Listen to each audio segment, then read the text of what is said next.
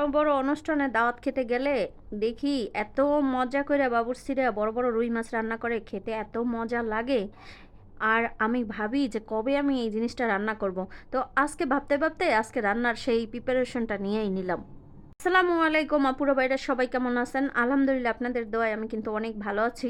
এই যে দেখেন, বড় অনুষ্ঠানের মতো কইরা আমি রুই মাছ রান্না করব। এজন্য কিন্তু আমি বাজারে চলে আসলাম। বাইসা বাইসা বড় রুই মাছ নিব। তো বাজারে কিন্তু টাটকা টাটকা রুই মাছটা সবসময় পাওয়া যায় না। পাঙ্গাস মাছ কিন্তু তাজা সব ধরনের বাজারই পাওয়া যায়। তো এই জন্য রুই মাছের অর্ডারটা আমি রাত্রেই দিয়ে রাখছিলাম। তো আমি 5 কেজি রুই মাছের অর্ডার দিছি, আর মাছ কিনা নিয়ে আইসা মাসালারে দিলাম কাটাইতে। তো আইসা সিরিয়ালে দাঁড়াই থাকতে হয়। আইসা দেখি যে অন্য একজন ছোট ছোট রুই মাছ দিছে কাটানোর জন্য। তো তার মাছটাই সে আগে কাটতেছে।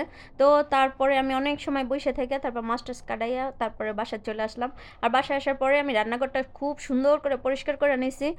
আমার রান্নাঘর রান্না করার আগে হয় খালা পরিষ্কার করে দেয়, নাহলে আমি পরিষ্কার করে নেই। আর যদি আমার রান্নাঘর পরিষ্কার না থাকে আমি ভালো করে রান্না বাড়া করতে পারি না। এটা হয়েছে আমার একটা সমস্যা। তো এইদিকে মাছ ভালো করে ধুয়ে টুইয়ে আবারও রান্নাঘর পরিষ্কার করে নিছি। এদিকে এই কই মাছগুলো আমি ফ্রাই করব। আর এইদিকে আমি রুই মাছগুলোও ভাজা বসাই দিছি। তো রুই মাছগুলো আমি একেবারে ভালো করে ভাজে নেব। তো একটা তাওয়ার ভিতরে ভাজতে আমার অনেক সময় লেগে যাবে। তো যেহেতু আমি আজকে 5 কেজি রুই মাছ রান্না করব, আর বুঝতেই আছেন আপনারা 5 কেজি রুই মাছ অনেক মাছ। অনুষ্ঠান বাড়ির মতো যেহেতু রুই মাছ রান্না করব, এই জন্য আমি টমেটোর পেস্ট করে নিছি, পেঁয়াজের পেস্ট করে নিছি, আর শুকনো মরিচটা বেটে নিছি। আর এবারে কাটা পেঁয়াজও দিয়ে দিব অনেকগুলা। প্রথমে তেল দিয়ে দিলাম, আর তেলটা গরম হওয়ার পরে দিয়ে দিলাম পেঁয়াজ। আর এই পেঁয়াজের ভিতরেই দিয়ে দিব হলুদের গুঁড়া। যেহেতু সব মশলাই আজকে বাটা মশলা, এই জন্যই কিন্তু পেঁয়াজের সঙ্গে হলুদের গুঁড়াটা বেজে নিতে হবে, না হলে কাঁচা হলুদ দিলে কিন্তু মশলার থেকে একটা গন্ধ আসতে পারে। তো সেই জন্যই কিন্তু আমি হলুদের গুঁড়াটা একটু বেজে নিলাম, তারপরে পেঁয়াজ দিয়ে দিলাম, তারপরে বাটা মরিচ দিয়ে দিলাম, তারপরে টমেটোর পেস্টটাও দিয়ে দিলাম, দিয়ে দিলাম পানি, আর দিয়ে দিলাম জিরা বাটা। তবে আমি আদা রসুন বাটাটা কিন্তু আমি বাটা মরিচের সঙ্গেই বেটে নিছিলাম, আর সেই জন্যই কিন্তু আমি এক্সট্রা আদা রসুন বাটা আর দিইনি।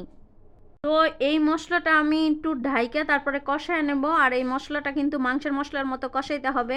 এই মশলা যত বেশি কষাবো এই মাছের টেস্ট কিন্তু তত বেশি বেড়ে যাবে। আর এই মাছটা খেতে যে এত মজা লাগে তার কারণ হয়েছে এই মশলা কষানোর উপরে। মশলাটা অনেক সময় নিয়ে কষে নিয়েছিলাম, পরে দিয়ে দিলাম পানি। আর পানি দেওয়ার পরে যে উপরে দিয়ে আমি সব মাছগুলো দিয়ে দিতেছি। এই মাছগুলো সব দেওয়ার পরে তারপরে কিন্তু একেবারে গন্ডাই মন্ডাই নাড়াচাড়া করা যাবে না। নাড়াচাড়াটা কিন্তু একেবারে সাবধানে দিতে হবে, কারণ এখানে কিন্তু আমি অনেক মাছ একসাথে দিয়ে দিছি। তো একটু ডেকে দিছিলাম, এই বলক এসে পড়ছে। এবারে আমি দিয়ে দিব ধনিয়া পাতা। আর এটা কিন্তু আমি দেশি যে ধনিয়া পাতাটা পাওয়া যায় সেই ধনিয়া পাতাটাই দিয়ে দিলাম। এখনও কিন্তু আমি হালকা হালকা করে একটু নেড়ে দিছি। তো ধনিয়া পাতা দেওয়ার পরেও কিন্তু একটু ঢাকতে হয়, তো আমি আবার একটু ঢেকে দিছিলাম। তো এবারে কিন্তু ঝোলটা একেবারে সমান সমান হয়ে গেছে, আর চুলাটা আমি অফ করে দিলাম, কারণ ঝোলটা কিন্তু দরকার। এই জন্য আমি একটু হালকা হালকা ঝোল কইরাই উঠাইলাম। রান্নাটা হয়ে গেছে, আর আমি চুলা থেকে নামায়া একটু চেয়ারের উপরে ফ্যানের বাতাসে ঠান্ডা করার জন্য রেখে দিলাম। তো এইদিকে রান্না করতে করতে অনেক খিদা লাগছে, আর আমি রুই মাছের মাথা দিয়ে এখন ভাত খাবো। তো এইদিকে ফেসবুকে সবসময় হাস্যকর একটা নাটক দেখি যে যারা বড় বড় চাকরি করে তারাই শুধু মাছের মাথা খেতে পারবে, আর যারা চাকরি করে না তারা মাছের মাথা খাবে না। তো আমার বাসায় যারা যারা চাকরি করে না, আমি তাদেরকে বেশি বেশি করে রুই মাছের মাথা খাওয়াবো।